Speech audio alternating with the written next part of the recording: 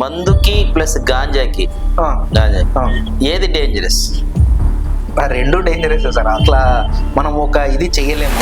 Especially తల్లిదండ్రులకు చాలా శోకం మిగిలిస్తారు. మత్తు కోసం మన సొంత తల్లిని కడతెరి చేసినాడు, చంపేశాడు మన రాయచోటి పీలేరు మండలంలో.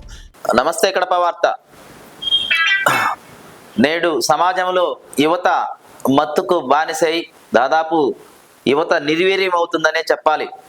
ముఖ్యంగా ఈ మధ్య కాలంలో నేరాలు ఎక్కువ అవుతున్నాయంటే కారణం ఏంటంటే యువత ఈ మత్తుకు బానిస అవుతున్నందు వల్ల ఆ మత్తులో అతను ఏం చేస్తున్నాడు అన్నది తెలియని వల్లనే ఈరోజు నేరాలు ఎక్కువగా జరుగుతున్నాయి. ముఖ్యంగా మహిళల మీద అత్యాచారాలు కానీ అసాంఘిక కార్యకలాపాలు కానీ పెరిగిపోతున్నాయంటే ఈ మత్తు పదార్థాల సేవించడం వల్లనే జరుగుతుంది. అలాంటి మత్తు పదార్థాలకు బానిసలైనటువంటి వాళ్ళకి మేలు జరగాలనే ఉద్దేశంతో ఒక సదాశయంతో మార్పు అనే ఒక స్వచ్ఛంద సేవా సంస్థ స్టార్ట్ చేశారు. దీనికి సంబంధించినటువంటి విషయాల్ని డిస్కస్ చేయడానికి ఆ మార్పు సంస్థ సెక్రటరీ ఇంతియాజ్ గారు మనతో ఉన్నారు. మరియు ఈ సంస్థకు సంబంధించినటువంటి ప్రెసిడెంట్ డాక్టర్ సలీం గారు కూడా మనతో ఉన్నారు. వీరిని అడిగి మరిన్ని విషయాలు తెలుసుకుందాం. నమస్తే స్వామి. నమస్కారం. మీరు ఈ సంస్థ స్టార్ట్ చేయడానికి ముఖ్య ఉద్దేశం ఏంటి? నమస్కారం అండి, నా పేరు ఇంతియాజ్, నేను మార్పు సంస్థ సెక్రటరీని. ముఖ్య ఉద్దేశం అంటే మన ప్రపంచంలో భారతదేశము ఒక యువశక్తికి పేరు వచ్చినటువంటిది. యువశక్తి అంటే భారతదేశం అనేటువంటిది ఒక ముందు నుంచి ఉన్నది. కానీ ఈ మధ్య కాలంలో ఈ యువశక్తి అంతా కూడా నిర్వీర్యం అవుతున్న పరిస్థితులు మేము గమనించడం జరిగింది. ఎందుకంటే దీని గురించి ఏం జరుగుతోంది అని ఆలోచించిన తర్వాత కడపలో మాకు అనిపించింది ఏంటంటే, మన నగరానికి వచ్చి చూసినట్లయితే, మన జిల్లా పరిస్థితులు చూసినట్లయితే అందరూ కూడా చిన్న పిల్లల దగ్గర నుంచి 14-13 ఏళ్ల పిల్లల దగ్గర నుంచి పెద్దవాళ్ళకు కూడా ఈ యొక్క మత్తు పదార్థాలు, నాట్ ఓన్లీ మద్యం అనేటువంటిది నేను చెప్పలేనుగా, అదొకటే విషయం కాదు. ముందు మద్యం తాగే వాళ్ళనే తాగుబోతులు అనేటువంటి విషయాలు చెప్తా ఉన్నాము, వ్యసన పరులు అని చెప్తా ఉన్నాము. కానీ ఇప్పుడు ఈ పరిస్థితుల్లో టోటల్గా ఈ గంజాయి ప్రభావం ఎక్కువగా పడడం వల్ల, అలాగే చిన్నపిల్లలు ఈ సాల్వెంట్స్ తీసుకోవడము, దానికి అంతగా ఆగకుండా మన కడపలో చాలా ఘోరమైన పరిస్థితులు చూస్తున్నాం. మనం యువత ఇంజెక్టింగ్ డ్రగ్ కూడా తీసుకుంటున్నారు. డ్రగ్ ద్వారా ఇంజెక్షన్ మత్తుకు పూర్తిగా లోనైపోయి ఈ మధ్య కాలంలో మనం చూసినట్లయితే జరిగేటువంటి నేరాలన్నీ కూడా కేవలం ఈ మత్తు పదార్థాల కోసమే, మత్తు కోసమే జరుగుతున్నాయనేది మాకు అర్థమైపోయింది. కాబట్టి దీనిని ఎలా నివారించాలని ఆలోచించిన తర్వాత నేను 17 సంవత్సరాల నుంచి ఒక ఎన్జిఓ సెక్టార్, హెల్త్ సెక్టార్లో పనిచేస్తున్నాను. తర్వాత మా డాక్టర్ సలీం యూనుస్ గారు ఎంబీబీఎస్ డాక్టరు, తర్వాత డాక్టర్ సందాని గారు, అలాగే ఇంకొక డాక్టరు, ఫార్మస్యూటికల్స్ ఎక్స్పర్ట్స్ అందరం కలిసి డిస్కస్ చేసుకున్న తర్వాత మనం ఏదో ఒక మనము చదువుకున్నాము, సంఘ సేవకి, సమాజానికి సేవ చేయాలంటే ఏం చేయాలని ఆలోచించిన తర్వాత ఇదొకటే మార్గం అని అనిపించింది. యువత నాశనం అయిపోతుంది. చిన్న పిల్లలు 10 నుంచి 12 సంవత్సరాల పిల్లలు కూడా ఈ వైట్నర్, సాల్వెంట్స్ తీసుకొని మత్తులో లోనై వాళ్ళ జీవితాలను పాడు చేసుకుంటున్నారు. కాబట్టి ఒక డి అడిక్షన్ కేంద్రము, మత్తు నివారణ, మత్తు పదార్థాల వ్యసన నివారణ కేంద్రం ఒకటి ఏర్పాటు చేశాం. ఇందులో మేము ఇన్పేషెంట్ గా పెట్టుకొని వాళ్ళకు చేయాల్సిన సేవలు చేయాలని, వాళ్ళలో మార్పు తీసుకురావాలనేటువంటి ఉద్దేశంతో ఈ మార్పు సంస్థలు. ఓకే, వాళ్ళలో మార్పు తీసుకురావాలని మీరు మార్పు సంస్థను స్టార్ట్ చేశారు. కరెక్టే, మంచిది, చాలా సంతోషం. కానీ ఈ మత్తుకు బానిసలు అవుతున్నటువంటి యువతను ఎలా ఐడెంటిఫై చేస్తారు? బేసికల్ గా మాకున్నటువంటి హెల్త్ విజిటర్స్, తర్వాత మేము వేరే ఒక వ్యవస్థలతో, సంస్థలతో మేము టైప్ అయ్యి వాళ్ళతో ఏ సంస్థల టైప్? ఇప్పుడు లింక్ వర్కర్ ప్రోగ్రామ్ అనేటువంటిది ఒకటి ఉంది. హెచ్ఐవి ఎయిడ్స్ కోసం అది 100 గ్రామాల్లో పనిచేస్తూ ఉంటుంది. వాళ్ళతో మనం రిక్వెస్ట్ చేశాము, బేసిక్ గా మీ గ్రామాల్లో ఉన్నటువంటి వ్యక్తులు ఎలా ఉన్నారు. అలాగే ఇక్కడ లోకల్ వాలంటీర్స్ ఒక గ్రూప్ ని మనం తయారు చేశాము. ఈ వాలంటీర్స్ ఏం చేస్తారంటే, అక్కడ ఉన్నటువంటి వారి యొక్క ఏరియాలో వాళ్లకు అవగాహన కల్పిస్తూ తీవ్రంగా ఉన్నటువంటి పరిస్థితి, ముఖ్యంగా తీవ్రం అంటున్నారు కదా, తీవ్రం అన్నది కడపలోనే తీవ్రంగా ఉంది కదా. ఈవెన్ దాదాపు బాలికలు కూడా ఈ గంజాయి సేవిస్తున్నారు, బాలికలు కూడా దాదాపు దానికి బానిస అవుతున్నారు అని చెప్పి వార్తలు వస్తున్నాయి. అవునండి, మామూలుగా మీరు మీ నెట్వర్క్ ద్వారా, మీ మార్పు ద్వారా ఏ విధంగా వాళ్ళలో మార్పు తీస్తారు? అవునండి, మేము ఆ సమాచారం మాకు కూడా చేరింది. దానివల్ల మేమేం చేస్తున్నామంటే, కింది స్థాయి నుంచి కూడా అవగాహన కల్పించుకుంటూ రావాలనేటువంటి ఒక ఉద్దేశంతో ఒక కన్స్ట్రక్టివ్ యాక్షన్ ప్లాన్ ఒకటి తయారు చేసుకుంటాము. ముందుగా స్కూల్స్, తర్వాత vocational colleges, intermediate colleges, degree colleges, తర్వాత యూనివర్సిటీ వరకు కూడా మనము అన్ని కాలేజెస్లో మన యొక్క టీమ్స్, హెల్త్ విజిటర్స్, తర్వాత మా దగ్గర నర్సులు, డాక్టర్లు ఉన్నారు కాబట్టి వాళ్ళ ద్వారా మనకు అవగాహన కల్పిస్తాము. దీనివల్ల నాశనానికి కారణం ఏంటి అనేది మేము చెప్తాము. అట్లా కాదు, మీరు ఇప్పుడు ఆల్రెడీ అవగాహన అంటున్నారు కదా, ఈ మధ్య మీరు స్టార్ట్ చేసి ఎన్ని రోజులైంది? మేము ఈ సంస్థ పోయిన బుధవారం 13/11/2024 తేదీన స్టార్ట్ చేసాం. 13 అంటే ఈ రేపు నెల 13, 1 మంత్ అవుతుంది. 1 మంత్ అవుతుంది. 1 మంత్. ఓకే, మీరు ఇప్పటి వరకు ఇక్కడ ఈ కాలేజెస్ లో అవగాహన క్లాసెస్ ఏమన్నా ఏర్పాటు చేయడం కానీ ఏమైనా చేశారా? లేదండి, ఇప్పుడు మేము ప్లానింగ్ లో ఉన్నాము. ప్లానింగ్ లో వాళ్ళతో డిపార్ట్మెంట్స్ తో మాట్లాడుతున్నాము.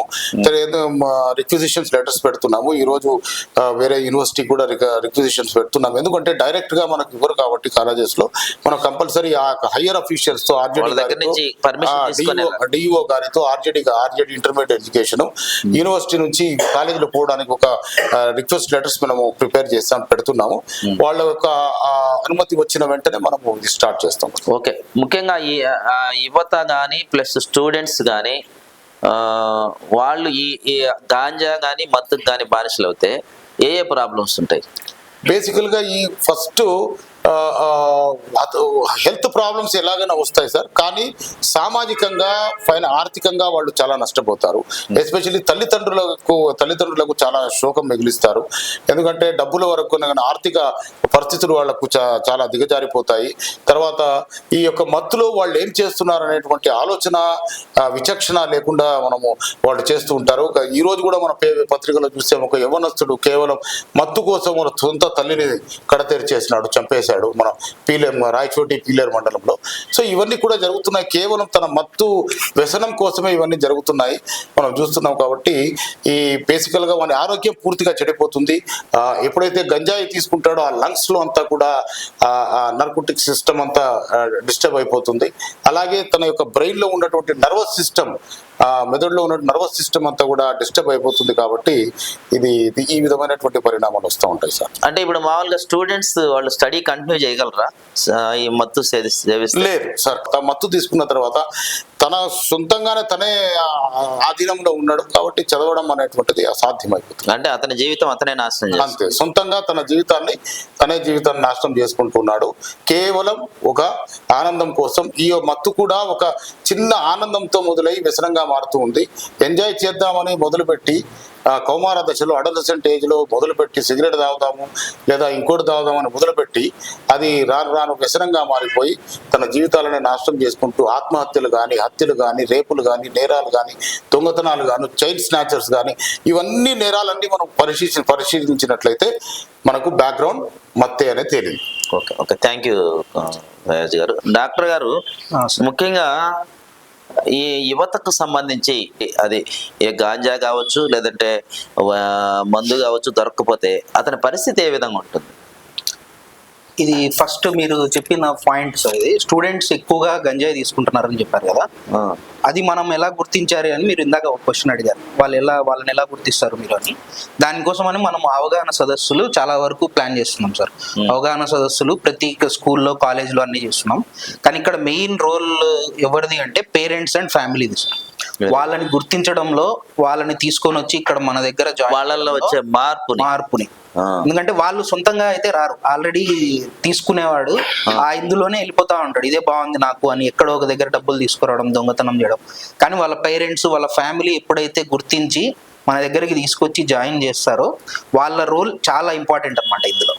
సో వాళ్ళు ఇక్కడ అదే మీ ద్వారా చెప్తున్నాం మేము, అదే వాళ్ళు ఎలాగైనా వాళ్ళకు ఒక డౌట్ వచ్చి వాళ్ళు ఇది తీసుకుంటున్నారని ఎవరికైనా తెలిసింది అంటే వాళ్ళు ఖచ్చితంగా మమ్మల్ని అప్రోచ్ అవ్వచ్చు సార్. మా దగ్గర చాలా మంచి కౌన్సిలర్స్ ఉన్నారు, డాక్టర్స్ కూడా అందరు క్వాలిఫైడ్ డాక్టర్స్ ఉన్నారు. మేము ఒక పేషెంట్ ని దాన్ని బట్టి ట్రీట్మెంట్ ప్రతి ఒక్కరికి సేమ్ ఉండదు. అంటే మామూలుగా డాక్టర్ గారు దానికి ట్రీట్మెంట్ ఉంటుందంటారా? ఒకసారి అడిక్ట్ అయినటువంటి గాంజాకి అడిక్ట్ అయినటువంటి వ్యక్తి మళ్ళీ వాడు మామూలు స్థితికి రాగలడు సార్. అది ఎట్లా అంటే దానికి ఆత్మబలం కావాలి సార్. ఫస్ట్ నేను మారాలి అని పేషెంట్ అనుకోవాలి సార్. ఫస్ట్ అక్కడే మనం సగం సక్సెస్ అయినట్టు. అలా చేంజ్ అవ్వాలి అంటే మనం కౌన్సిలింగ్ ఇస్తున్నాం. ప్రతిరోజు ఒక కౌన్సిలర్, క్వాలిఫైడ్ కౌన్సిలర్ వచ్చి మన దగ్గర వాళ్ళలో ఎలా మార్పు తీసుకొని రావాలి, నువ్వు ఎందుకు ఫస్ట్ మనం ఎలా స్టార్ట్ చేస్తామంటే ఎందుకు తీసుకుంటున్నాడు ఈ గాంజా అనేది మనం స్టార్ట్ చేసి ఐడెంటిఫై చేస్తాం. ఎందుకు స్టార్ట్ చేశాడు ఇతను, అది ఫ్రెండ్స్ వల్ల కావచ్చు, వేరే ఎవరన్నా ఇలా జరిగింది వాడికి, నాకు కూడా ఇలా కిక్ వస్తుంది అని ఏదన్నా కారణం కావచ్చు. దాన్ని మనం ఎలా అంటే వాడికి అది కాదు, దానికంటే వేరే మార్గాలు కూడా ఉన్నాయి మన దగ్గర అని చెప్పి వాళ్ళ కౌన్సిలింగ్ ఇస్తాం సార్. ఫస్ట్ ఆ కౌన్సిలింగ్ లోనే 50% ఆఫ్ వాళ్ళ ఇది మనం చేంజ్ చేయొచ్చు. అంటే వాడు అనుకుంటాడు కరెక్టే, మనం ఇది ఒక్కటే కాదు, దీనివల్ల నాకు చాలా ఉన్నాయి, హెల్త్ ఇష్యూస్ కానీ, ఫ్యామిలీలో ఇబ్బందులు కానీ, డబ్బులతో వచ్చే ఇబ్బందులు కానీ ప్రతి ఒక్కటి ఉన్నాయి, ఇది కాకుండా వేరేవి కూడా ఉన్నాయి, నేను వర్క్ చేయొచ్చు, నేను పని చేసుకొని కూడా బతకచ్చు, నేను వేరేది కూడా చేయొచ్చు అన్న దీంట్లో ఆ పేషెంట్ ని తీసుకొచ్చి ఆ తర్వాత మెడికల్ ట్రీట్మెంట్ ఇస్తాం సార్. ఓకే. కాదు, ఇప్పుడు ముఖ్యంగా నకాస్ ఉంది కదా, ఈ నకాస్ ఏరియాలో దాదాపు చాలా పిల్లలు ఈ గాంజాకి అడిక్ట్ అయినారని చెప్పి ఏమైనా ఎమ్మెల్యే గారే చెప్పారు కదా, మాధవిరెడ్డి గారు కూడా చెప్పారు కదా. ఆ ఏరియాలో మీరు ఏమన్నా వాళ్ళలో కొంచెం చేంజింగ్ అవేర్నెస్ తీసుకురావాలి, అవేర్నెస్ ప్రోగ్రామ్స్ ఇప్పుడు ప్లాన్ చేస్తున్నాం సార్. ఎందుకంటే ఇప్పుడు మనం ఓపెన్ చేసి 10 days అయింది సార్ యాక్చువల్ గా.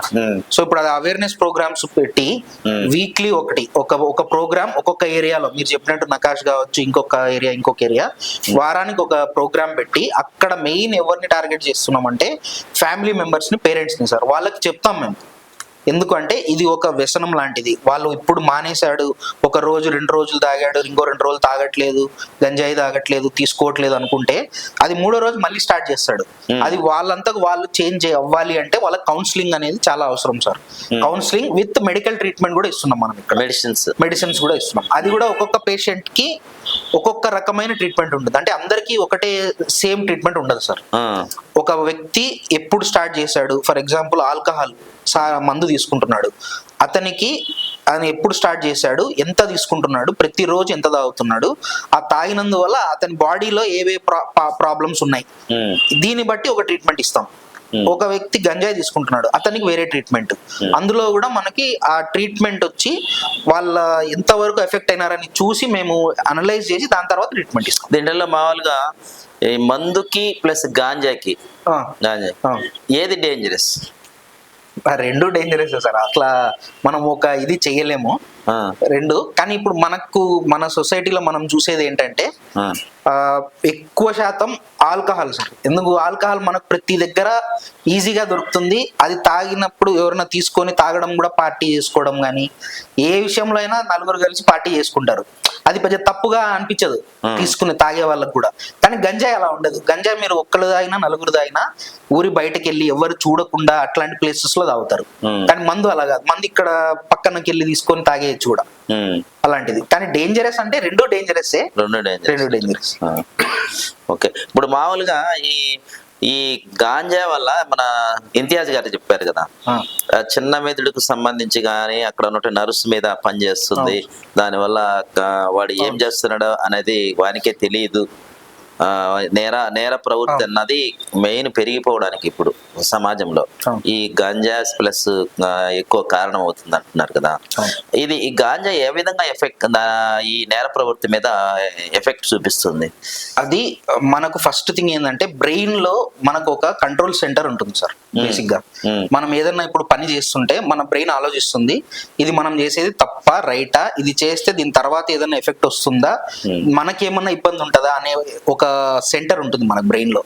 ఈ గాంజా తీసుకున్నప్పుడు ఏమవుతుందంటే లోపల కెమికల్స్ అన్ని వేరే ఒక కెమికల్ రియాక్ట్ అవ్వాల్సింది వెళ్ళి వేరే కెమికల్ రియాక్ట్ అయ్యి మీకు ఆ కంట్రోల్ సెంటర్ అనేది పని చేయకుండా పోతుంది.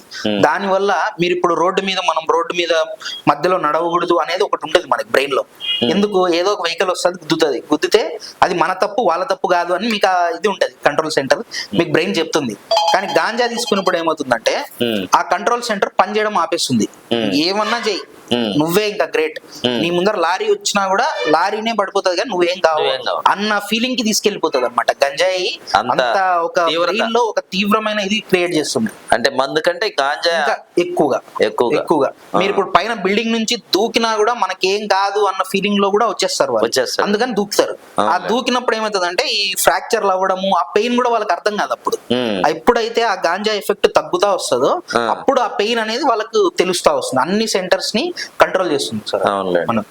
ఇప్పుడు ముఖ్యంగా తల్లిదండ్రులకి మామూలుగా ఈ మత్తు సేవిస్తున్నటువంటి వాళ్ళకి మీరిచ్చే సలహా ఏంటి? సో పేరెంట్స్కి ఫ్యామిలీ మెంబర్స్కి మేము ఇచ్చే సలహా ఏంటంటే, మీరు మీ పిల్లలు, అది మీ ఎవరైనా కావచ్చండి, మీ పిల్లలు కావచ్చు, మీ రిలేటివ్స్లో పిల్లలు కానీ ఎవరైనా సరే ఇలాంటి ఒక ప్రభావంలో ఉన్నారు, గంజాయి తీసుకుంటున్నారని మీకు డౌట్ వచ్చింది, లేదంటే మీకు తెలిసింది ఇలాగా అని అనుకుంటే వాళ్ళని మీరు ర్యాష్గా కానీ రూడ్గా కానీ మాట్లాడొద్దండి.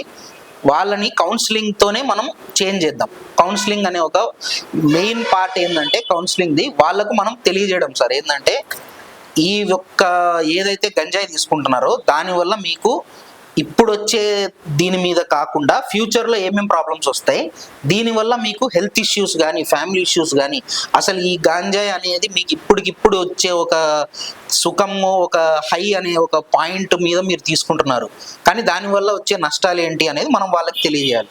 దాంట్లో main role parents and family members వాళ్ళు ఐడెంటిఫై చేయాలి. ముఖ్యంగా ఒక మార్పు సేవా సంస్థ ద్వారా యువతలో మార్పు తీసుకురావాలన్నటువంటి బ్రహ్మాండమైనటువంటి ఆలోచనతో రూపకల్పన చేసిన ఈ మార్పు ఎంతోమంది యువతలో మార్పు తీసుకొస్తుందని చెప్పి ఆశిస్తూ, ఒక మంచి విలువైన మీ సమయాన్ని మాకు కేటాయించినందుకు ప్రత్యేక ధన్యవాదాలు తెలియజేస్తున్నాను. Thank you. ప్రతి ఒక్కరూ తప్పనిసరిగా యూట్యూబ్లోకి వెళ్ళి కడప వార్తను లైక్ చేయండి, సబ్స్క్రైబ్ చేయండి. ఇట్లు మీ జి రమణయ్య, ఎడిటర్, కడప వార్త.